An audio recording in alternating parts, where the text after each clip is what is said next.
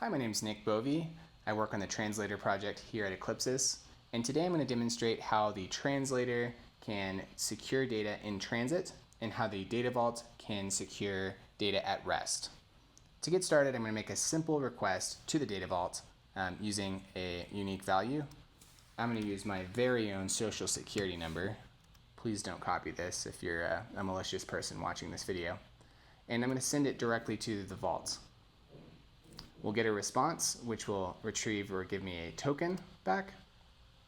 And I'm going to actually head to the database to show that this value has been inserted into the database as an encrypted value. Refresh my query. You can see that we have our token here, being APKW, and that matches up with what we got back from the API. And you'll see that in our text item area, we now have a fully encrypted text value there. Now, just to briefly discuss the Vault, if you're not familiar with it, the Vault is a installable, scalable, containerized web service that can be installed in your data center or cloud environment. It handles your data at rest. It's structured or unstructured data, files, etc., and it's accessible via the API that we provide. So what's so special about this? Because obviously there's tons of ways you could be storing data, and a lot of those ways do provide encryption. What's unique about the data vault is that each item is stored and encrypted with its own managed encryption key. The token is returned and it replaces the original data, which is what you saw in Postman here. So where does the translator fit into all of this?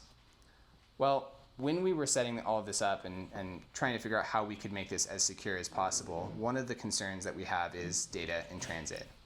I have a application called Fiddler running that has been monitoring the traffic to the data vault so that I could show you what kinds of things people could pull out of the request if a man-in-the-middle attack were to occur and take place successfully. So you can see here in plain text that we have the JSON object that we built up in Postman.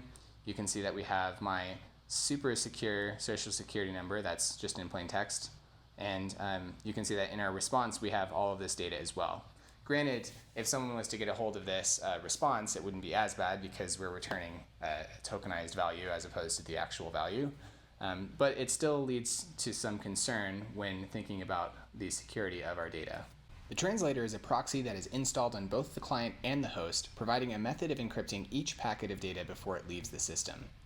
The translator uses a unique key to encrypt each packet, providing an extra layer of security to the encryption available through HTTPS.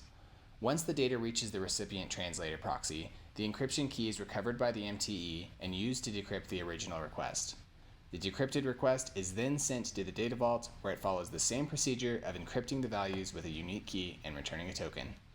The response is re-encrypted with a new key and sent back to the original translator, which in turn decrypts the response and returns it to the original requester. Because the translator is a proxy that sits in between your existing services, the configuration overhead is minimal. Your services simply need to know to send their existing requests through the translator, and it takes care of the rest. So now let's have a look at the data in transit as we use the translator.